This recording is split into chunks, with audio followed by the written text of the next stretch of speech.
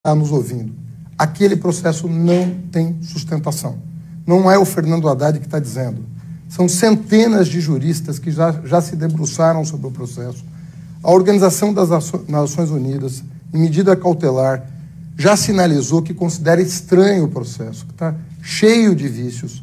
Se fosse um vício, mas são alguns vícios importantes, inclusive do ponto de vista da jurisdição. Então é muito grave o que aconteceu no processo do presidente Lula. Eu quero crer que ele vai ser corrigido. Levando em conta essa opinião, candidato, se eleito, o senhor vai impor algum tipo de controle à Lava Jato? Não, pelo contrário. Eu pretendo aperfeiçoar uma parte da legislação que me parece que carece de um aperfeiçoamento. Por exemplo, o delator mentiroso. Não está claro na legislação o que acontece com um delator que é um mentiroso contumaz. Há muitos que estão gozando do patrimônio e já da liberdade. Já estão em liberdade, alguns com meses de prisão, gozando do seu patrimônio, com provas de que mentiram. O que nós vamos fazer nesses casos? Sabe o que eu tenho medo? O que o senhor propõe para esse Eu vou te dizer. Em primeiro lugar, eu acho que tem que ter um protocolo, e aí nós vamos procurar o Ministério Público, o Poder Judiciário, para estabelecer regras mais precisas sobre as punições para o delator mentiroso. Em segundo lugar, na minha opinião, a legislação brasileira ficou muito frágil em relação ao corruptor. O corruptor, ele em geral, alega concussão, que é o seguinte: eu fui obrigado a pagar propina, senão as minhas obras não andavam. Eu fui obrigado a pagar propina. Quando, na verdade, eles que organizam os cartéis, eles que acabam gerando um lucro extraordinário do qual saem os favores para os funcionários públicos. Na minha opinião, a nossa legislação é muito frouxa com o corruptor. Então, e geralmente, o corruptor é o delator mentiroso.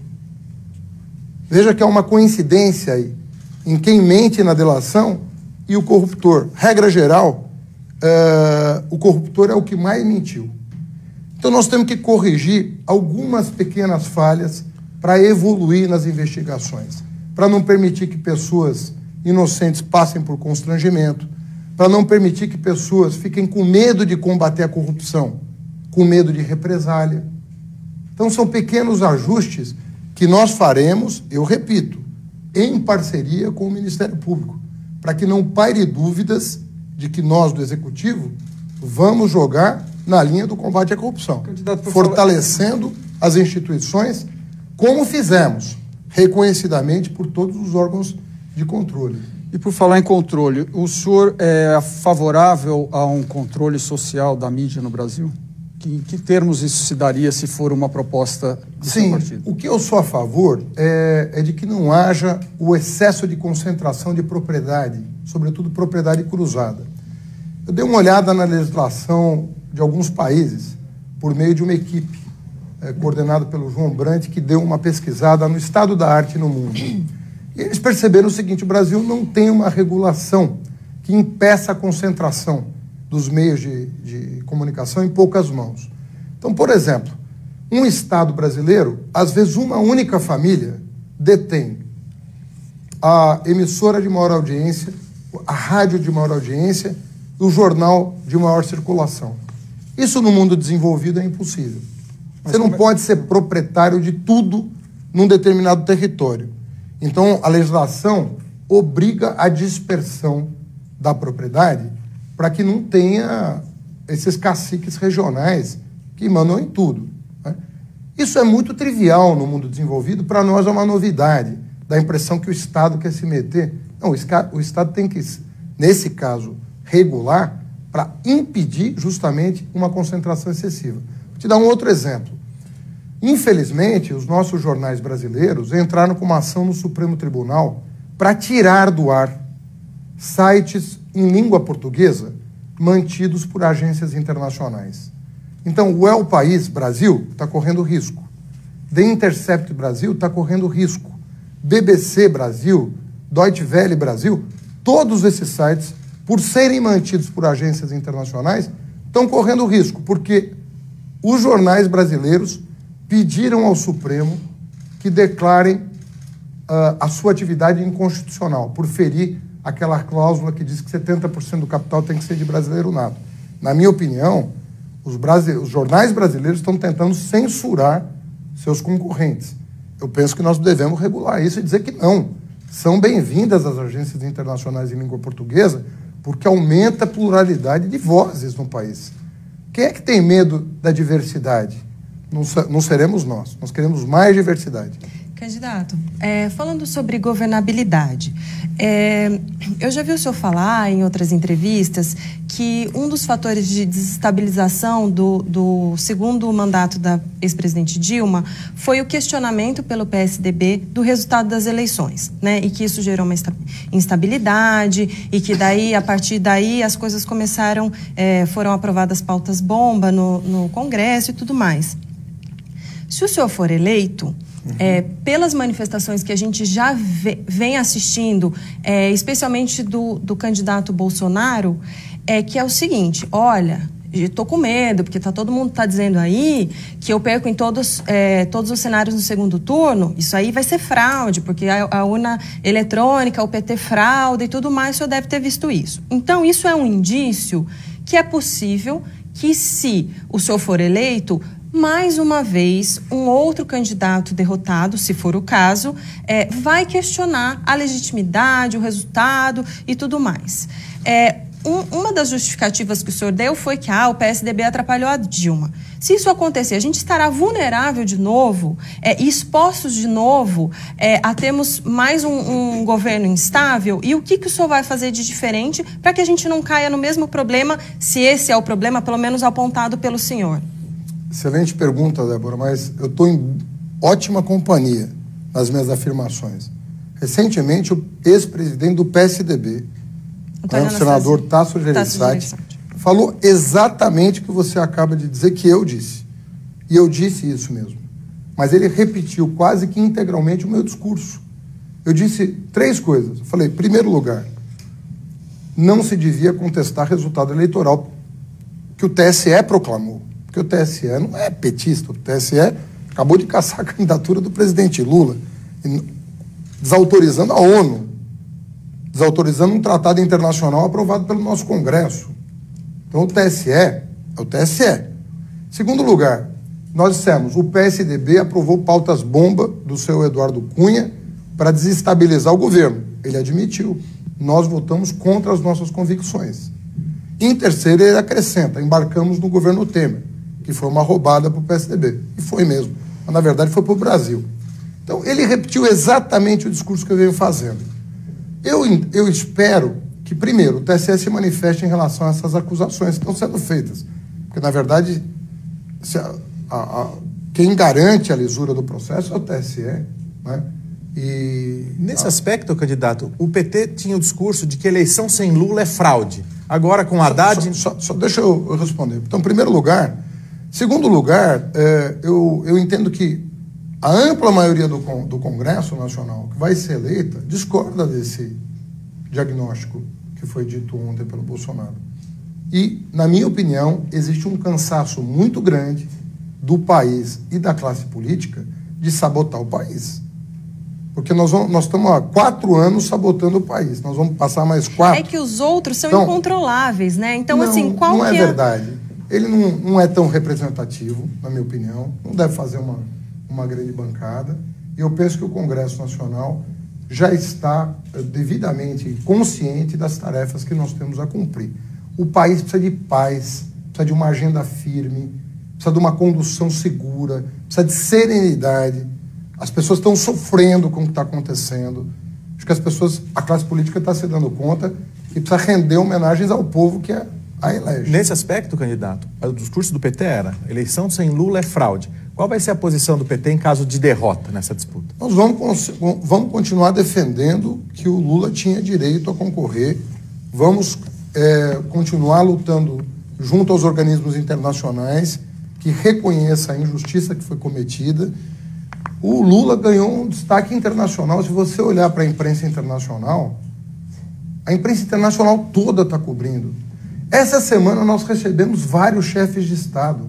O Villepin esteve comigo, Zapatero, Noam Chomsky, Cárdenas, vários estadistas, né? Martin Schulz, que foi presidente do Parlamento Europeu. O senhor vai manter essa rotina de visitas ao presidente Lula durante a campanha e também, se eleito? Com certeza. O presidente Lula é meu interlocutor permanente. É uma pessoa que eu admiro profundamente. Acho que está sendo vítima de uma injustiça que eu espero ver reparada o quanto antes. E ele é uma personalidade internacional. Ele está recebendo visitas, não é do Fernando Haddad, do mundo inteiro. Infelizmente, a cobertura da imprensa nem sempre retrata isso. Mas eu citei alguns nomes aqui de chefes de Estado, para não falar do Adolfo Pérez Esquivel, que é Prêmio Nobel da Paz. Todos os ex-presidentes latino-americanos rendem homenagens ao Lula a todo momento. Artigos são publicados nos jornais mundiais, New York Times, Wall Street Journal. Então nós estamos falando Le Monde, nós estamos falando de uma pessoa que tem projeção internacional. Como é que o senhor rebate a crítica de adversários que dizem que o senhor, se eleito, vai ser um presidente por procuração?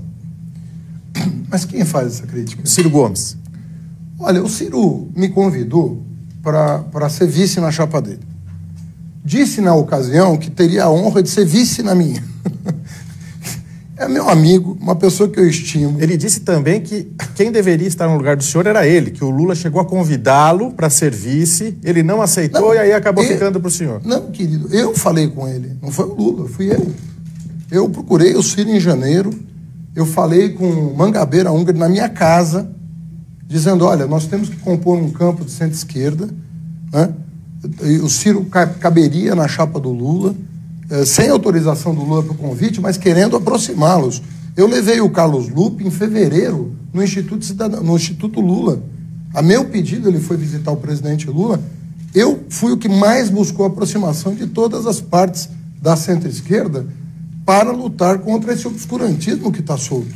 O senhor convidaria então, o Ciro Gomes? Continuarei lutando para que nós estejamos juntos. Não foi possível no primeiro turno, será possível no segundo e mais ainda no governo. Então você está falando com uma pessoa que não tem nada de sectária. Você está falando com uma pessoa que vai ajudar a construir um amplo campo de apoio democrático popular com um projeto comum. E ele próprio falava da Manuela Dávila da mesma maneira. Se a Manuela pode ser uma grande presidente, por que não pode figurar como vice na minha chapa? Então, não é nem bacana para a sociedade a gente, em função da disputa no primeiro turno, ficar rebaixando os demais. Se você quiser saber, eu vou enaltecer as pessoas de centro-esquerda, porque eu quero estar com elas no segundo turno, quero estar com elas no governo. Então você não vai ouvir de mim nada desabonador em relação às pessoas que eu acho que comporão um governo que vai salvar o Brasil dessa crise. Candidato, os dois governos do PT, né, com dois personagens diferentes, o ex-presidente Lula e a ex-presidente Dilma, tiveram resultados muito distintos, né? O mandato do Lula, de 8 anos, terminou com um crescimento de 7,5% em 2010. Teve ali uma agenda bastante até liberal em certos aspectos, com o Henrique Meirelles na presidência do Banco Central, tinha o Marcos Lisboa na Secretaria de Política Econômica da Fazenda, e a presidente Dilma teve um governo mais intervencionista, né? Aumento de subsídios, aumento de proteção à indústria nacional, baixou os juros num momento em que muitos diziam que não era a hora, inflação, e ela terminou o primeiro mandato, antes do impeachment, né, o 2015, com uma inflação em 2 dígitos e a economia numa baita de uma recessão, 3,5% de queda. O senhor miraria em que modelo para um governo Fernando Haddad na presidência? Eu acredito, e disse isso em várias entrevistas, então vou me repetir aqui, mas acho importante quem está nos ouvindo saber o que eu penso. Eu entendo que de 2003 a 2012 foi praticamente irretocável. Você pode apontar uma coisa ou outra, mas nós fomos muito bem. 2013 e 2014, a própria Dilma admite que algumas medidas ela não tomaria. E cita o caso da desoneração, cita o caso da questão da energia elétrica, que também foi prejudicada em função da seca.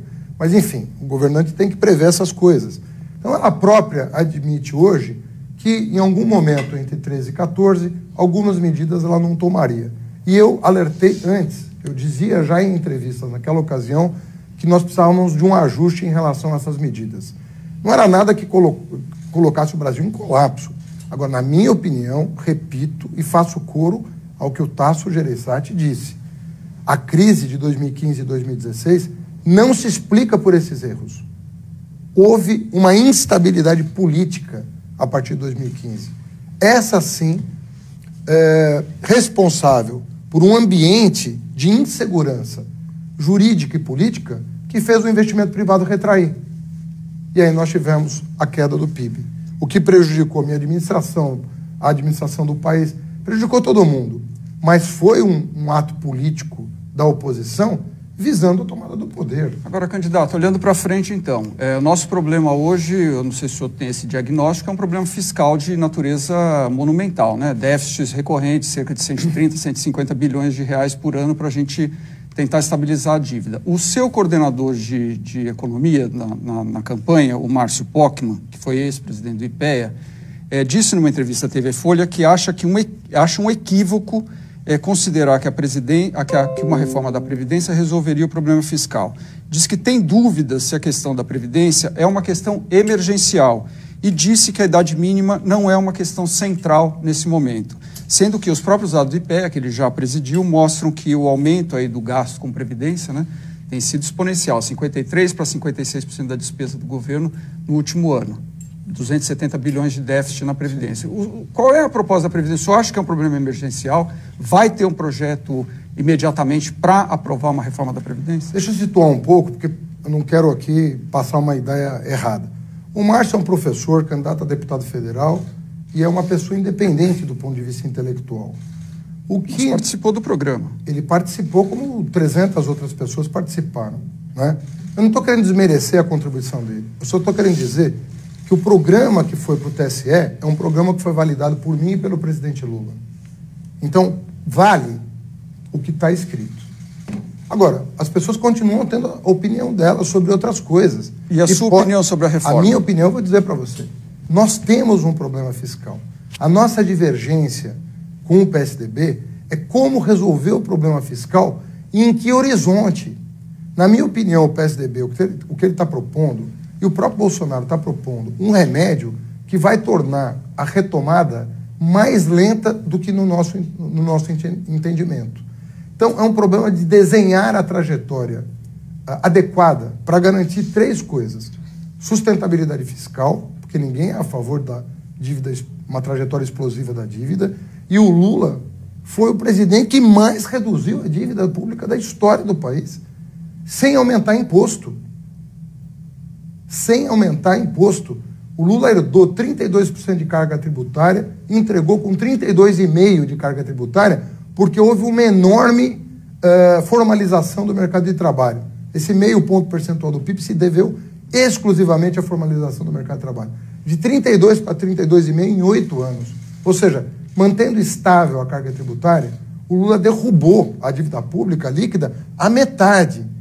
Então, não adianta o mercado querer ensinar o que ele próprio não conseguiu, porque o mercado apoiou o governo Fernando Henrique Cardoso, que dobrou a dívida pública. Então, às vezes, a gente tem que fazer também, quando vocês pedem para o PT fazer autocrítica, tem que pedir para o mercado fazer autocrítica. Mas qual é a reforma? Porque o mercado não faz autocrítica que quebrou o mundo com Lehman Brothers, não faz autocrítica que teve que pagar uma dívida de subprime, de bolhas especulativas no mundo inteiro. O mercado... Ninguém sabe por quê? Como vocês não entrevistam o mercado, não tem lá uma legenda, eu estou falando com o mercado, ele é um ser etéreo. Quando ele faz as bobagens que faz, você não tem quem entrevistar, porque eles somem. Eles só falam em off. E eles não falam em off dos seus próprios erros. Então, minha crítica é a seguinte, não dá para fazer tudo o que o mercado quer, porque é insustentável, política, econômica e socialmente. Então, o que eu estou dizendo? Nós vamos ter que perseguir uma trajetória de sustentabilidade fiscal. Mas nós temos que observar uma dimensão política e uma dimensão social. Chamar os pobres para pagar a conta da crise não é razoável. Então, essa reforma do Temer, né?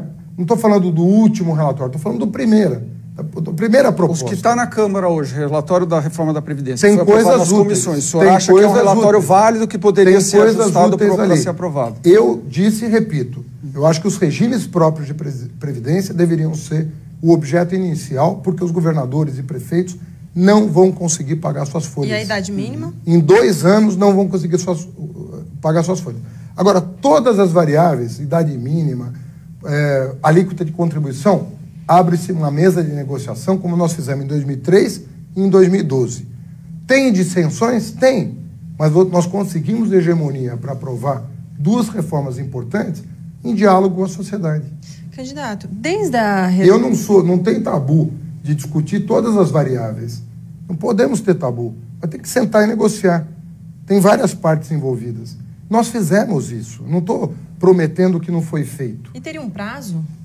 Tem. No primeiro ano, nós temos que enfrentar a reforma bancária, porque sem crédito barato nós não vamos em lugar nenhum. Chegou o momento de enfrentar os bancos.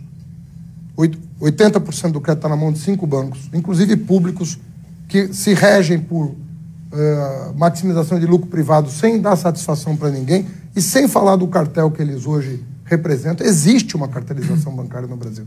Nós vamos ter que enfrentar. Vai ter uma abertura para entrar novos bancos? Não adianta tirar o nome das pessoas do SPC, com essa taxa de juros, as pessoas vão voltar para o SPC. Vão ter medidas para... Você percebe que, ontem me perguntaram, vocês estão copiando a ideia do Ciro? Eu falei, não, a ideia do Ciro é muito limitada.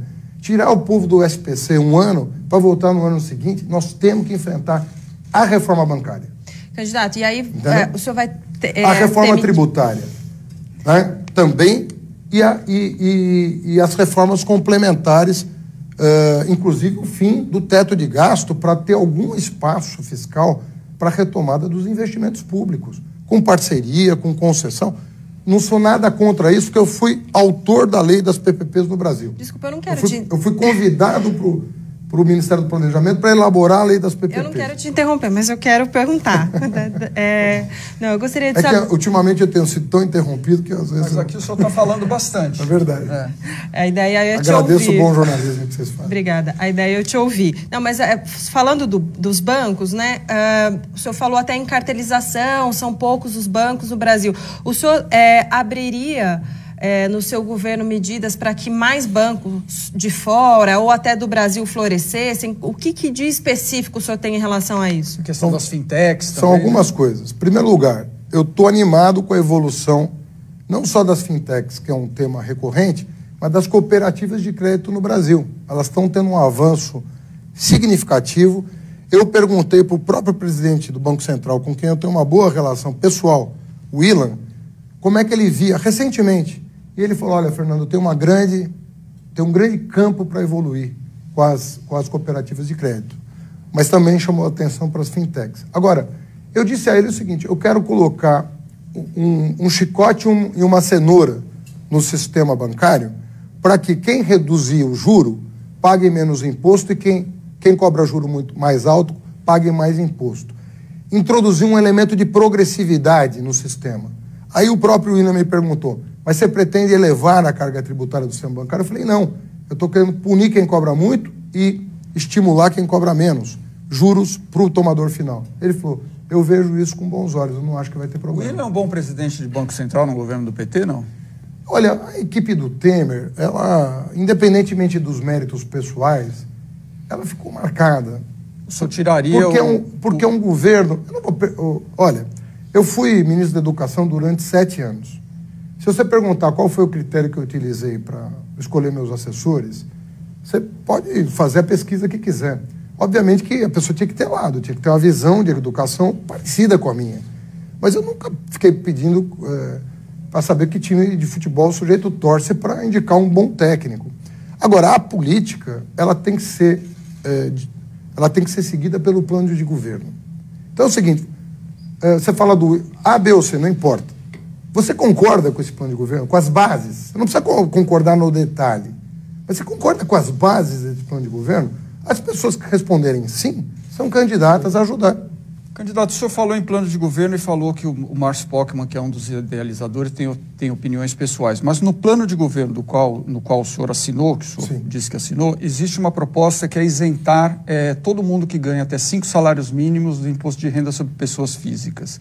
E que isso será compensado com aumento de imposto sobre grandes fortunas. Não, sobre cobrança de IR sobre dividendos. Sobre dividendos, e tem também a proposta de tributar a pessoa. O senhor acha viável mesmo isentar todo mundo que ganha até 5 salários mínimos? Estão falando aí de R$5 mil praticamente de rendimento individual. Olha, os estudos que foram feitos pelos técnicos da Receita indicam que sim, e que isso teria um benefício adicional, que é aumento do consumo das famílias de média e baixa renda. Por quê? Porque o que a gente chama, nós economistas chamamos de propensão a consumir, é tão maior quanto menor a sua renda. Quando você tem pouca renda, você consome mais dela do que uma pessoa rica. Então, um banqueiro que recebe dividendo e não paga imposto de renda, bota no banco a juro o que ele recebeu de dividendo. Ou então gasta no exterior. Ele não movimenta o mercado interno. Quando é uma pessoa de média renda, aquilo a mais que ela vai, aquela renda disponível maior, ela vai pagar suas dívidas, ela vai fazer um crediário, ela vai trocar de casa, ela vai trocar de carro. E nós precisamos de algum tipo de aquecimento imediato da economia. Então, aumentar a renda das famílias de média e baixa renda é fundamental para reativar o mercado. Lembrar um pouquinho sobre composição, alianças. Em 2012, o senhor posou para uma foto lá do presidente Lula nos jardins da mansão do Paulo Maluf, aqui para fechar um acordo com o senhor para a eleição em São Paulo. Esse ano o senhor está aliado ao PCdoB e ao PROS. O senhor disse que terá uma dificuldade grande nesse começo para se aprovar as reformas no Congresso. Qual vai ser a política de alianças de um governo Fernando Haddad? Esse ano o senhor já esteve em Alagoas com Renan Calheiros. O senhor vai repetir o modelo adotado por Lula e Dilma naquela questão do toma lá da cá, com a relação às alianças no Congresso Nacional? Tá. Primeiro, recapitular o que aconteceu em 2012. Eu disse em 2012 que eu aceitaria o apoio de todos os partidos da base de sustentação do governo federal. Porque não tinha cabimento eu dizer não a um apoio aqui de partidos que nos apoiavam e me apoiaram como ministro durante 7 anos. Eu fui ministro. Eu nunca perdi um projeto no Congresso Nacional, nem uma emenda constitucional. Eu aprovei mais de 50 leis e 2 emendas constitucionais que criaram Fundeb, novas universidades, ProUni, FIES sem fiador, Pró-Infância, Caminho da Escola, Piso Nacional do Magistrado. Tudo isso foi aprovado com o apoio desses partidos. Aí chego na cidade, não, aqui vocês não prestam. Então não dá para ser assim. Ou você faz um critério que as pessoas entendam, e aí você tem razão. Eu aceitei o apoio do PP em 2012 porque apoiava. Era, inclusive, o ministro das cidades. Eu ia precisar do ministro das cidades para alavancar investimentos na cidade. Esse critério. Mas agora nós não estamos mais no plano federal. Nós sofremos golpe no plano federal. Então o que nós vamos fazer? Nós vamos começar, primeiro, o campo democrático popular. Então eu estou com interlocução permanente com governadores do PSB. O PSB teve uma mudança de postura importante nos últimos 2 anos, né? Existe dissidência em outros partidos que querem se aproximar. E o Centrão? Em função do fracasso. Olha, o Centrão, eu acho que ele abraçou outro projeto. Eu não sei se eles vão fazer uma reavaliação depois de outubro, porque o projeto que eles abraçaram não funcionou e eles estão querendo mais do mesmo. A população, na minha opinião, né, na minha singela opinião, a população não quer a continuidade sem esses partidos da política econômica do Temer, entendeu? Como quer o Alckmin e o Centrão. Candidato, desde a redemocratização do Brasil, ninguém governou sem o apoio do PMDB, hoje voltou a ser MDB. O senhor acha que se o MDB não quiser ficar na oposição e quiser integrar a base aliada do seu governo, o senhor aceita? Olha, eu vou falar com muita sinceridade, até correndo um risco aqui de estar sendo precipitado. Eu considero muito difícil o MDB manter a unidade depois do governo Temer. Muito difícil. Eu não vejo condições daquelas pessoas continuarem todas juntas depois do que aconteceu depois do governo Temer. E o que significa isso, respondendo minha pergunta? Significa que provavelmente vai ter uma reforma partidária o ano que vem e uma reacomodação de forças em função do fim da cláusula de barreira, em função do fim do financiamento empresarial, com uma proposta que nós queremos introduzir na legislação de votar no parlamento no segundo turno e não no primeiro, para ajudar a alinhar oposição e situação a partir do voto e não a partir da barganha política. É uma proposta nossa, de que nós votemos em senadores e deputados no segundo turno, porque daí você só tem 2 propostas para discutir, se organiza a vida nacional. Essa reorganização de forças pode acontecer já pós-primeiro turno, numa disputa de segundo turno. Eu acredito. Isso eu acho mais difícil. Vamos estimar aí o cenário atual. Acho que depois da eleição. Fernando Haddad versus Bolsonaro no segundo turno. O PT aceitaria o apoio do PSDB? Olha, tem dois tipos de apoio. Tem o apoio para evitar o mal maior, como se diz em política, né? E tem o apoio que é mais programático, aí pensando numa agenda nacional. Eu não saberia te dizer em que condições o PSDB estaria disposto a apoiar uma candidatura do PT contra o Bolsonaro.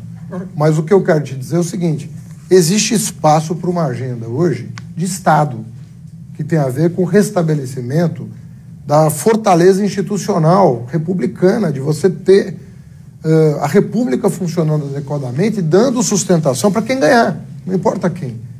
O que não se confunde com apoio às propostas do governo. Você pode ser oposição ao governo, mas compreender que existe uma agenda de fortalecimento das instituições. Agora, candidato, o senhor se a gente olhar para os dois governos do PT, né, governo Lula e governo Dilma, a gente nota que o governo Lula foi um governo de maior conciliação. Se aproximou de figuras até que a esquerda brasileira tinha ojeriza, por exemplo, o ex-presidente José Sarney, algumas figuras do Nordeste, por exemplo, que são identificadas como colonialistas lá naquela região. E a presidente Dilma, uma postura mais intransigente, fez lá a faxina nos ministérios, etc., logo no começo do primeiro mandato. O senhor se colocaria mais nesse campo, mais para conciliador como Lula, ou mais intransigente com essas figuras como a ex-presidente Dilma? Eu acho difícil você se situar em relação a pessoas. Eu posso dizer até da minha história pregressa, porque aí fica mais sustentável o que eu vou te dizer, né? Eu lá no Ministério da Educação, eu disse e repito, né? Eu passei um tempo longo, eu fui 7 anos ministro. Só tem 2 brasileiros na história do Brasil que foram mais tempo que eu no Ministério da Educação. E um era uma ditadura civil, a ditadura Vargas, do Estado Novo, que foi o Capanema. Então, eu nunca tive problemas de aprovar um projeto no Congresso Nacional. Aqui na Prefeitura de São Paulo, eu tinha 11 vereadores em 55. Eu aprovei um plano diretor que foi considerado pela ONU um dos mais avançados do mundo, com 37 votos. Nós aprovamos o acordo da dívida com a União, que garantiu a São Paulo o selo de bom pagador, o chamado investment grade, o grau de investimento, com apoio da oposição. Então, eu estou te falando da minha história. Então, o senhor vai conversar com todo mundo? Eu sou da minha personalidade, sem perder a firmeza, né, de propósitos. Eu tenho muita crença nas coisas. Sem perder a firmeza de propósitos, você tem que abrir um espaço para construir consensos. Não é fácil construir consensos. Então, você precisa tratar as pessoas para animá-las a buscar objetivos mais ambiciosos. Candidato, no seu programa de governo, o senhor propõe mudança na escolha dos integrantes, nos critérios, né, da escolha dos integrantes do STF e dos tribunais superiores, conferindo transparência ao processo e um papel maior à sociedade civil organizada. Quais critérios o senhor acha que deveriam ser adotados para a escolha de ministro do Supremo, por exemplo? Algum, porque hoje é muito, sabe, conversa de cocheira? Olha, tem um nome aqui para você, tem aqui um currículo para você. Bom, mas vamos lembrar que o seu partido escolheu vários ministros do Supremo, né? Todos os partidos escolheram vários. Mas não, o meu também, ué. Isso aqui está uma... nós não vamos repetir os governos, nós vamos avançar na agenda. Mas qual critério o senhor acha razoável? Se a gente identificou que uma coisa não funcionou bem, nós vamos ficar insistindo nessa coisa? Na minha opinião, e na do Lula, conversei com ele sobre esse assunto, ele falou, ele era a pessoa mais incomodada com a maneira, imagina a Suprema Corte, às vezes uma pessoa que passa 20 anos lá na Suprema Corte, e aí às vezes escolhido assim, olha, é aquele jogo de bastidor, que não tem o menor acompanhamento da sociedade, depois vai para o Senado, a gente sabe que ali tem um jogo de cena, que parece ter uma sabatina, mas não é aquela coisa toda. Acho que a gente podia ter um processo um pouco mais robusto, do ponto de vista... Mas tipo o que o senhor está pensando? Ouvir mais a comunidade jurídica, abrir uma discussão um pouco mais ampla, né? Porque nós estamos falando de pessoas, são 11 pessoas, só 11, que ditam o destino de um país, e às vezes por 4, 5 mandatos presidenciais. Então o poder do ministro Supremo, às vezes, no tempo, é maior do que do presidente da República. Mas o quê? Fazer uma sabatina com a sociedade civil, jurídica, antes do ouvir Senado? mais as entidades, dar mais transparência. Por exemplo, para você nomear um conselheiro do Conselho Nacional de Educação, você tem um processo muito mais transparente do que o ministro do Supremo. Você acha razoável isso? Eu fui ministro da Educação, eu não tinha que indicar membros do Conselho Nacional de Educação. A peneira, a discussão com a sociedade era muito mais profunda num conselho setorial do que para a Suprema Corte Brasileira. É isso que tem que nos inspirar.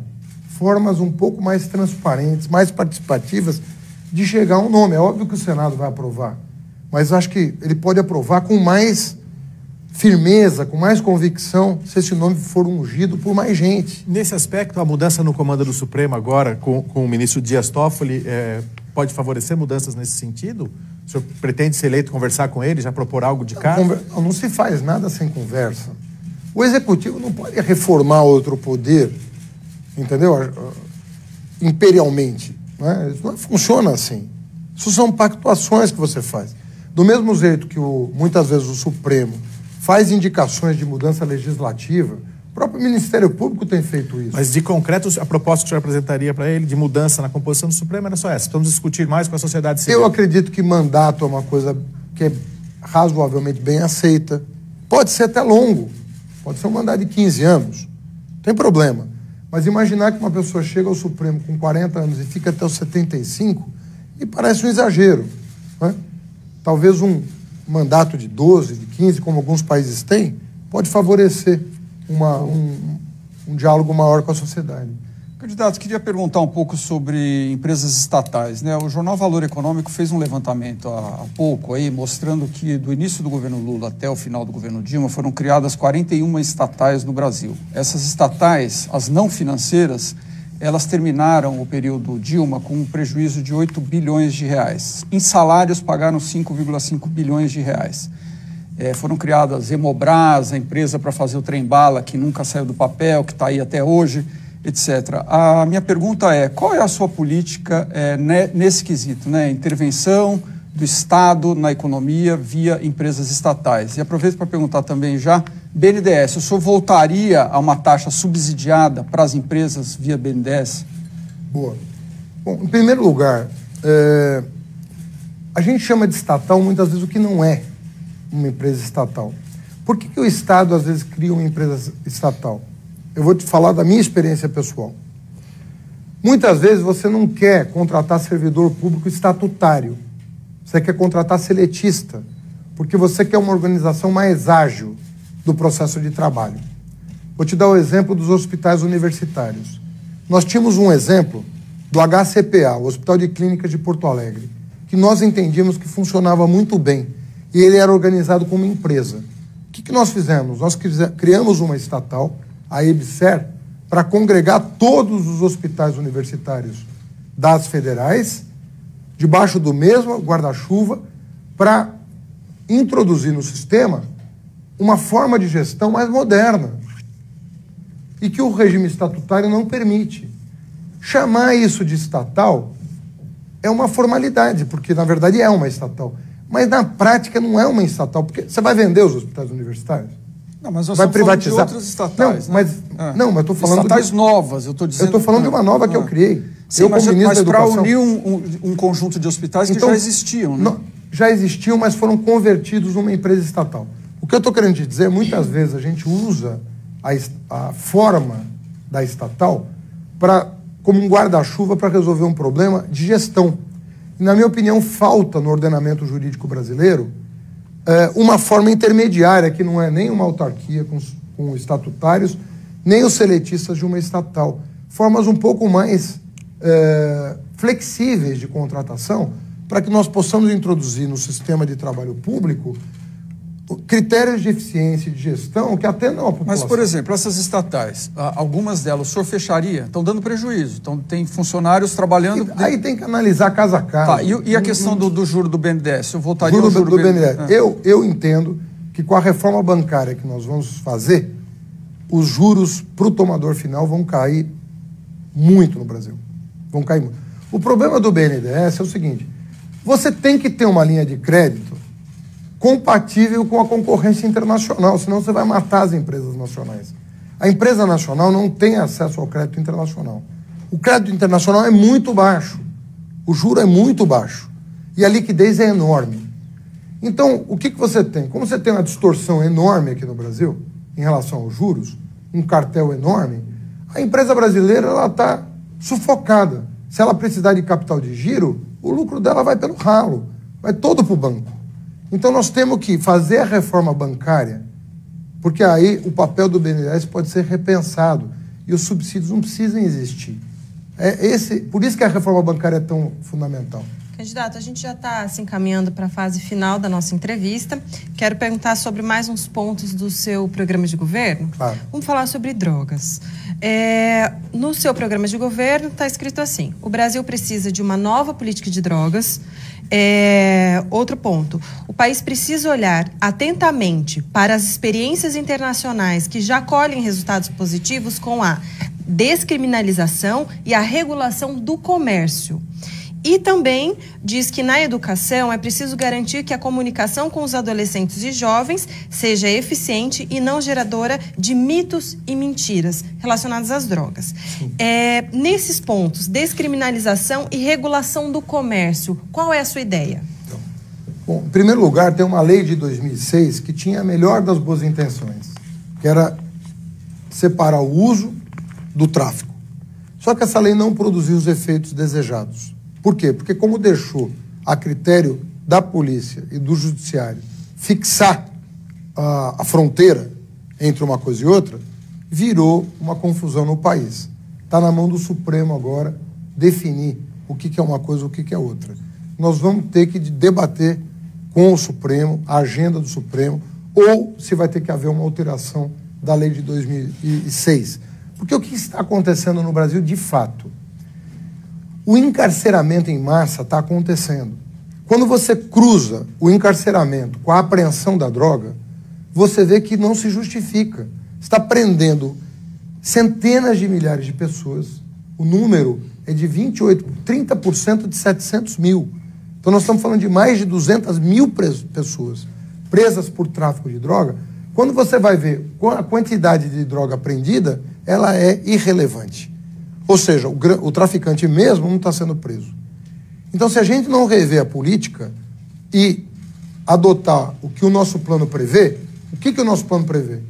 Que alguns crimes sejam federalizados, que a Polícia Federal atue em ciclo completo, não apenas na fronteira, não apenas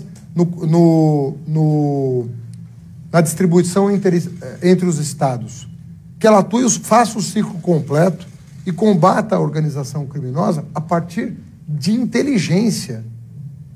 Qual vai ser o papel do Exército no combate à violência no seu governo, candidato? Nós queremos um braço da Polícia Civil para atuar em relação a organizações criminosas.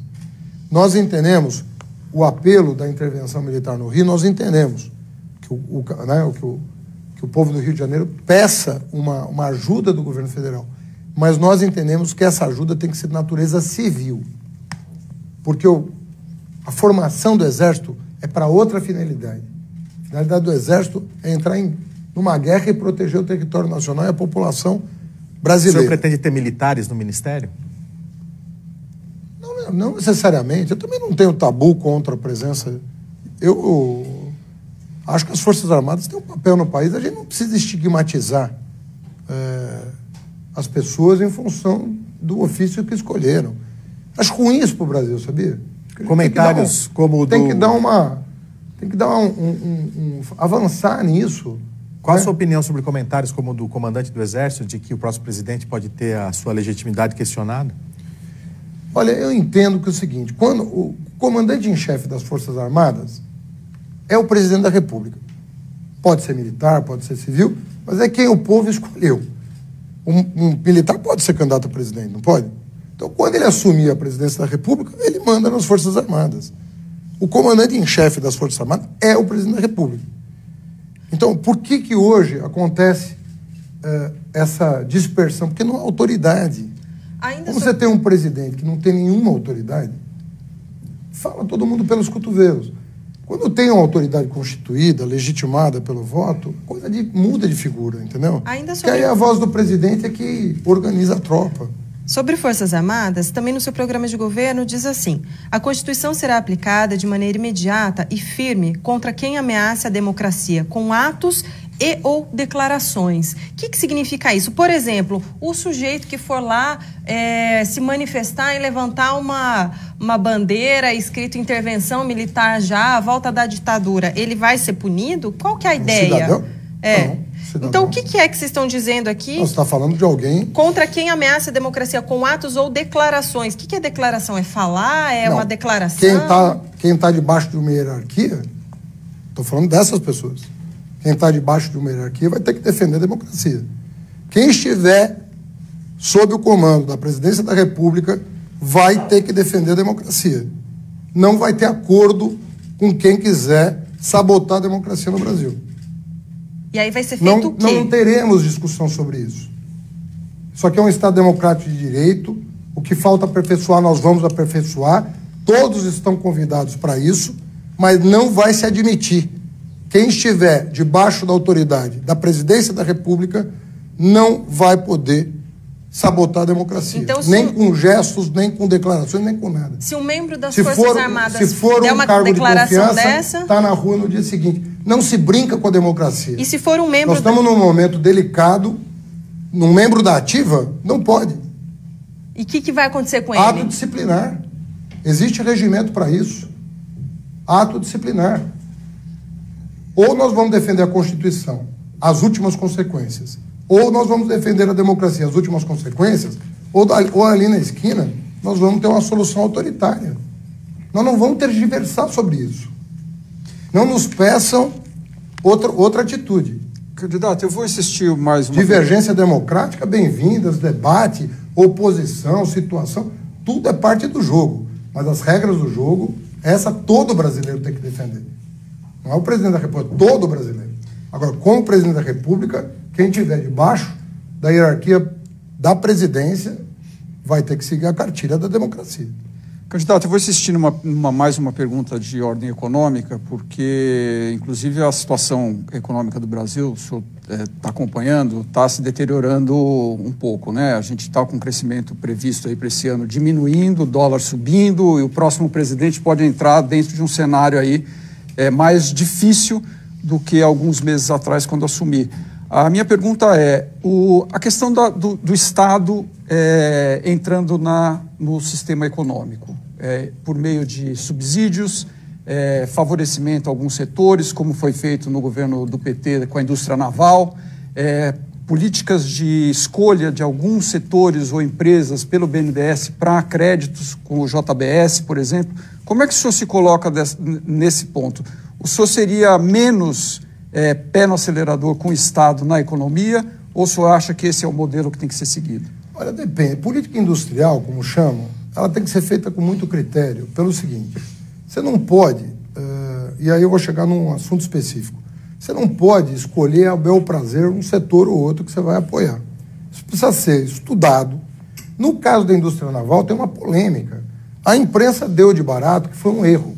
Mas eu tenho ouvido especialistas dizendo que a curva de aprendizagem da produção de navios e plataformas no Brasil estava em ritmo acelerado. Por quê? Porque o subsídio, qualquer que seja, tem que ser muito temporário e o setor tem que demonstrar que não vai depender do Estado dali adiante para justamente a gente trazer empregos para cá. Hoje nós estamos produzindo todas as plataformas de navios em Singapura, na Coreia, na China, nada aqui. Há uma polêmica e nós precisamos dar transparência para essa discussão, porque há muitos especialistas que não estão tendo voz, que não estão tendo espaço, que dizem o seguinte: a nossa curva de aprendizagem de fazer navios e plataformas estava rendendo os objetivos almejados, que é gerar empregos e eficiência na produção. A polêmica existe, eu não estou dizendo aqui, eu não sou especialista para dizer quem está certo e quem está errado, mas eu acho que a gente não está dando voz para quem diverge do que a gente chama de establishment, desse sistema que diz, não, foi um erro e tudo mais. A Petrobras, com o mando do pré-sal que ela perdeu, seria a maior a empresa que a maior contratante de plataformas e embarcações do mundo em função do pré-sal. Por que nós perderíamos essa oportunidade? Então, é uma polêmica que eu pretendo enfrentar. Mas, se tiver um setor que mereça do Estado para a gente reindustrializar o país, eu acho que esse setor precisa... Agora, com transparência, com discussão pública, sem debate de bastidor. Candidato, o senhor falou 2 vezes que a gente não pode olhar para trás, tem que olhar para frente e tal, mas acho importante a gente pontuar aqui que não pode olhar para trás. As últimas campanhas presidenciais do PT, elas estão sendo investigadas, são investigadas suspeitas de terem sido irrigadas com dinheiro da corrupção via Caixa 2. Eu queria saber quais medidas o senhor, como candidato, pretende adotar para evitar que isso aconteça novamente. Olha, em primeiro, eu celebrei a decisão do Supremo Tribunal Federal de acabar com o financiamento empresarial. Porque o financiamento empresarial está na raiz de todos esses problemas. Inclusive de pessoas honestas que, se eventualmente, podem ter sido não levadas voluntariamente, mas pode ter uma confusão nas contas de campanha, sem que o candidato sequer soubesse o que estava acontecendo. Foi mais ou menos o que aconteceu do senhor em 2012, que terminou com uma dívida? Não, na minha não. Porque na minha, a gráfica que foi paga já declarou que não prestou serviço para a minha campanha. E não prestou mesmo. Agora, precisa ir lá mostrar para o juiz as provas. Mas eu acho que o fim do financiamento empresarial é uma bênção. É uma bênção para o país. Essa campanha, não sei se todo mundo vai seguir a cartilha, mas ela vai ser muito melhor do que as campanhas passadas. E quais serão as medidas do seu governo para evitar o desastre de corrupção que aconteceu na Petrobras? Olha, primeiro eu queria situar melhor o que você chama de desastre. Toda corrupção de 1 centavo a 1 bilhão é um desastre. Então a gente concorda. Ponto. Segunda coisa, você só descobre quando você fortalece os organismos de controle. Porque imaginar que não havia corrupção antes... Ótimo, mas para evitar que aconteça. Terceiro lugar, quem mais fortaleceu Controladoria, Ministério Público, Judiciário e Polícia Federal foram os nossos governos. Então eu estou convencido de que a gente estava no caminho certo e devemos continuar fortalecendo. Nós não podemos passar para a sociedade qualquer dúvida sobre o nosso desejo de fortalecer as instituições de controle. E está no nosso plano de governo, nós vamos fortalecer. Não tem recuo em relação ao que nós já fizemos por essas instituições e vamos continuar fazendo. Vai mudar o critério para indicar diretores das estatais? Já mudou e eu acho que tem que mudar mais. Acho que a Controladoria tem uma experiência que tem que atingir as estatais também. Ela ficou muito na administração direta e indireta, as estatais ficaram um pouco soltas. Acho que a gente tem que levar para o âmbito das estatais os controles que nós criamos. Por exemplo, no Ministério da Educação, o meu orçamento era de 100 bilhões. Por que funcionou bem? Não é só porque tem um ministro correto e uma diretoria correta. É porque os órgãos de controle funcionavam. Você depende deles. Por que a Controladoria Geral do município aqui de São Paulo funcionou? Porque nós criamos um aparato de fiscalização. Nós desbaratamos aqui em São Paulo, em 1 ano, uma máfia que tinha desviado 500 milhões de reais da administração. Em 3 meses ela estava desbaratada. Dá tempo de fazer mais uma última pergunta. Candidato, o senhor vai sair daqui e vai para Curitiba encontrar o ex-presidente Lula. Como é que o senhor vê aí essa... Muita gente diz que o PT virou Lula-dependente, né? Não só o partido, como os candidatos, né? A ex-presidente Dilma foi indicada por ele, era uma pessoa que nunca tinha concorrido a cargo nenhum, foi indicada, ganhou a eleição. O senhor foi indicado por ele para a Prefeitura de São Paulo, ganhou a eleição, depois perdeu no primeiro turno aqui e agora está com chances aí de ir para o segundo turno. Como é que o senhor avalia isso de o Lula ser o cara que vai lá e dá o dedaço, é esse, e vamos em frente? Não é assim que meu nome foi aprovado por unanimidade na executiva do partido. Então não existe isso. Segundo lugar, que a vida pública é feita de vitórias e derrotas. O que não pode ter é sabotagem, como a Dilma teve. Não é? Terceiro lugar, às vezes a população toma uma decisão, como tomou em 2016, com um conjunto de informações que ela tinha. E eu confesso a você que errei muito na comunicação da minha própria administração. Mas hoje, se você for na periferia de São Paulo, até em função do fracasso do meu sucessor, Você tem uma reavaliação do trabalho que eu fiz à frente da Prefeitura de São Paulo, inclusive porque eu deixei as contas da Prefeitura no azul, num país de contas em vermelho. Então, tudo isso vai sendo revisto naturalmente pelo processo democrático. Então, não vejo como problema. Agora, nós temos uma liderança da estatura do Lula, que é um líder mundial. Isso tem bônus e ônus? Tem, mas tem muito mais bônus ter uma liderança como ele do que ônus. O ônus, às vezes, assim, mas o Lula, o homem tem 45 anos de vida pública, fez o maior governo da história do país, saiu com 86% de aprovação, é amado por onde a gente anda. A população queria elegê-lo no primeiro turno, não é no segundo, é no primeiro. Ele teria um cargo no seu governo? É carismático, azul, no grau máximo. Ele na teria vida, às vezes surge um líder assim num país. Não é comum. Candidato. É um ou outro que surge no mundo, mas surgiu aqui. Candidato, ele teria um cargo no seu governo? O Lula é uma figura que... Ele quase entrou no governo da ex-presidente Dilma. No seu governo ele teria um espaço, um cargo, se ele quiser? Mas se ele quiser, ele tem? Olha, a primeira coisa que nós temos que fazer é buscar justiça para o Lula. Porque se ele não buscar justiça para ele, todo o debate sobre ele vai ficar interditado. Então, tem etapas a vida. A vida agora é o seguinte, você vai me perguntar, depois da eleição, em relação ao Lula, vou continuar na campanha Lula livre porque eu acredito no Lula. Acredito nele. Tá certo. E só para encerrar... Mais claro que isso é impossível. Ex-ministro Dirceu e ex-presidente Dilma Rousseff terão espaço no seu governo com cargos, se quiserem? A Dilma vai ser senadora, né? Sim, mas você pode convocar um senador para ser ministro. E você veja que o Aécio Neves nem se dispôs a concorrer com ela. Você vê como a vida dá voltas, né? Mas sim ou não, candidato? Eu acho que a Dilma... vamos ver. Primeiro, é muito difícil para um ex-presidente, a não ser em condições muito específicas, topar. O Lula só topou ser ministro-chefe da Casa Civil por uma circunstância específica, porque ele viu que estavam tentando dar um golpe na Dilma. Ele foi fortalecer o governo. Não acho que o Lula tinha a intenção de voltar para o governo, né?